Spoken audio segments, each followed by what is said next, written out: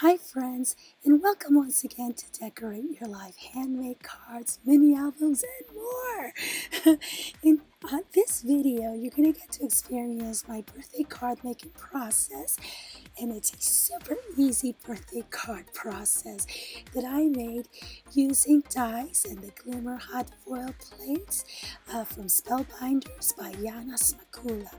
Now, I will go ahead and leave you with my affiliate links. Goodness, I can't get my voice out. I'm going to leave you with my affiliate links in the description area of this video. And I'm sorry that the rest of the video is just going to be titles and music because as you can see, I don't seem to be able to get much sound out today. Enjoy the rest of the video.